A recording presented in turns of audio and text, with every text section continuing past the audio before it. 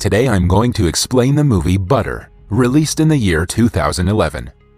Laura and Bob Pickler are a middle-aged couple living in Johnston County, Iowa. Bob Pickler is a butter carver who has been the best in the business for the past 15 years. His craft is respected and admired by all in the county. At the beginning of the movie, the Pickler couple is at an event organized specifically for Bob to honor his excellent career in butter carving. Throughout the years, Laura has been by her husband's side, cheering him on, mostly because it gave her publicity. She calls themselves a royal couple of butter carving. At the event, the story of Bob's struggle and the origin of his passion for butter crafting is told. His most recent sculpture, the life-sized replica of The Last Supper, is the centerpiece of the show that everyone loves. Laura wants to take their influence to the next level, from butter carving business to politics, but her wish is yet to be fulfilled. She takes the business more seriously than Bob and believes that they are invincible. Somewhere else in the county, a 10-year-old African-American foster child, Destiny, sees the Picklers on TV and wishes to be fostered by them. Her entire life, she has been in foster care, moving from one foster parent to another. She has lived with extremist Christians and drug addicts. One time, she was even adopted by an old couple who died when she was in the house. One day, she is taken to the Johnston County Carnival, where she sees Bob's life-sized butter sculpture of The Last Supper. Destiny is so fascinated by the sculpture that she walks into the cooler and skillfully finishes a Holy Grail cup that Bob had been working on. Bob sees her doing her thing and is impressed by her skills. He puts the cup on the sculpted table and praises the little girl. Later that week, a couple named Jill and Ethan Emmett bring Destiny home to foster her. They are excited to have added a new member to the family, but Destiny isn't so stoked. She has moved into several houses and believes that her stay with the Emmets will be a short one.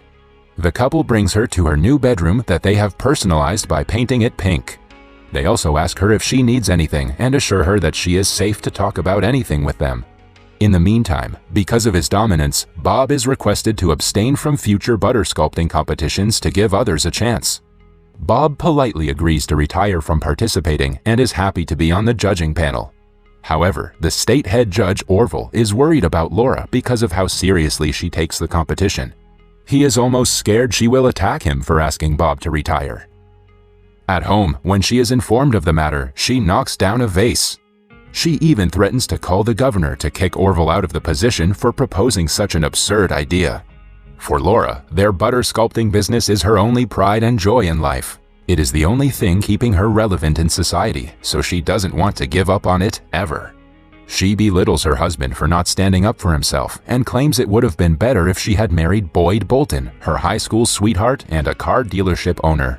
Bob, who is used to being insulted by her, is still hurt. He storms out of the house and drives away as Laura yells at him. Amidst all this, Bob's daughter from his first marriage, Caitlin Pickler, stays outside listening to music. She is used to her parents fighting, so it doesn't bother her as much. Following that, Laura drives to Orville's house to talk about Bob's retirement. The old man hides in his bedroom, scared of her. At last, his wife has to send Laura away. In the meantime, Bob goes to a strip club and locks eyes with a stripper named Brooke.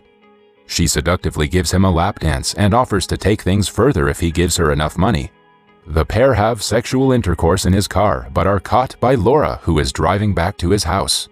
She crashes her car into Bob's car, disrupting his meeting with Brooke. After returning home, she asks him to sleep on the couch for the night, but Bob has been doing that for years now. Both husband and wife are miserable in their relationship, but Laura has to stay with him to stay relevant in society. She blabbers about how they have to prepare for the next competition. When Bob says for the 100th time that he is not competing, she claims that she will be competing this year.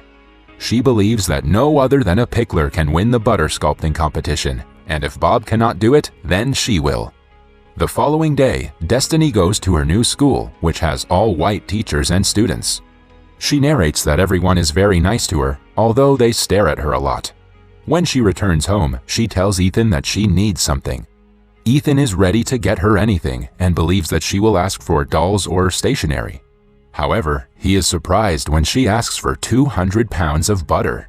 After looking at Bob's butter sculpture, she is interested in sculpting on her own. Somewhere else, the Picklers are getting ready for dinner. Laura announces to Caitlin that she will be competing in place of Bob this year. Caitlin just laughs at the thought, claiming that Laura doesn't know anything about sculpting. Right then, someone rings the doorbell. When Bob checks the door, he is surprised to see Brooke outside. She has come to ask for the $600 that he owes her for the sexual favor. He manages to send her away, but Brooke is persistent about getting her money back.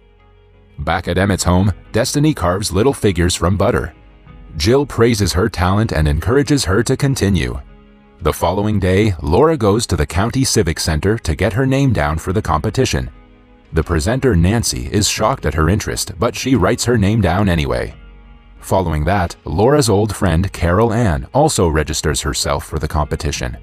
At Destiny's request, Ethan brings her down to do the same. Since there is no age restriction in the competition, she gets to participate in it as well. Then, to everyone's surprise, Brooke also arrives there claiming to be interested in butter sculpting. When Laura insults her clothes and her profession, she angrily writes her name down and promises to destroy her. Following that, both Destiny and Laura start preparing for the upcoming competition. Laura makes considerable progress, mainly because she has been watching Bob do it for so many years. But Destiny is also as good as her. On the day of the competition, a crowd gathers to watch the contestants build the sculptures. Destiny builds a beautiful statue of Harriet Tubman on a train, while Laura builds a family of 3 dining together. Carol Ann, on the other hand, makes a poorly built sculpture of cats in a basket. Brooke arrives only at the last minute and simply makes a smiley face on the block of butter. Before judgment, all of them have to say something about their art. Destiny gives a heartfelt speech about being a black orphan. She and Laura are the top 2, and at last, the result is announced in her favor. Laura is left devastated. She doesn't want to lose the competition yet, so she thinks of a plan to make things work. The very next day, she goes to meet her high school sweetheart, Boyd Bolton. She offers to give him sexual favors in turn for a little help. Meanwhile, Brooke comes to the Pickler's residence yet again to ask for money. This time, Caitlin lets her in. Fascinated by her looks and personality, she asks her to play Truth or Dare. Things escalate quickly, and the two end up having sexual intercourse. Brooke still asks her for the money that Bob owes her, and Caitlin agrees to return it. The following day, Ethan is asked to bring Destiny to a butter company's headquarters to discuss a problem. When everyone is there, Boyd claims that he was paid by Ethan to help Destiny make the sculpture that made her win. Even though they made the sculpture in front of everyone and the accusation has no basis, Destiny agrees to a rematch between her and Laura. After the meeting, Laura is satisfied to have gotten what she wanted. Even Boyd comments that falsely accusing a kid is a bit too much, but Laura doesn't care about him now that she has used him. Somewhere else, Caitlin has started to fall in love with Brooke. They spend time together in a park. Caitlin gives her double the money that her father owed her. Following that, Brooke picks up Destiny from her school and brings her to the mall to buy her tools for buttercrafting. She wants to see Laura lose at any cost, so she motivates the little girl to do her best. When Destiny returns home that day, a woman from the orphanage has come to visit her. They have finally found out about her biological parents. She is handed a picture of her late mother holding her when she was just a baby. At night, the little girl prays to God, saying that she forgives her mother for putting her in the orphanage. The next day is the Iowa State Fair and the day of the grand competition. A huge crowd has gathered to watch both Destiny and Laura perform. After hours worth of work, both of them create beautiful pieces and leave the crowd in awe. Destiny has made a sculpture of her and her mother as she had seen in the picture, while Laura has depicted JFK's assassination. The results are said to be announced the next day. After the program, everyone leaves, but Laura stays for a little bit longer. When the hall is empty, Boyd arrives there and melts the face of the baby in Destiny's sculpture. He does this to get Laura's attention again. The next morning, Destiny, along with the Emmett family, arrive at the hall and are surprised to see her sculpture is ruined. Ethan tries to argue with the jury, but they claim that they have already started deliberation, so it cannot be changed. An enraged Ethan makes fun of the competition, saying that butter should be put on toast. He has to be restrained by security at last. A while later, Laura and Destiny bump into each other in the restroom. Destiny wishes her luck, but Laura is too proud to shake her hand. Moments later, she says that since Destiny is only a child, she still can do a lot of things in her life, but this is her only chance at relevancy. Hearing her open up about her feelings, Destiny feels bad for Laura. It is finally the time to announce the winner. Orville comes to the stage and claims that most people who have participated in the competition over the years create outstanding structures, but only some of them can create true art. They declare that the melting face of the baby in Destiny's sculpture is a representation of postnatal abandonment. Because of the deep meaning in her art, they declare her the winner yet again. The crowd erupts in a loud cheer for her. She walks up to Laura and tells her that she can do much more than a butter sculpting competition. The two hug each other, forgetting their rivalry.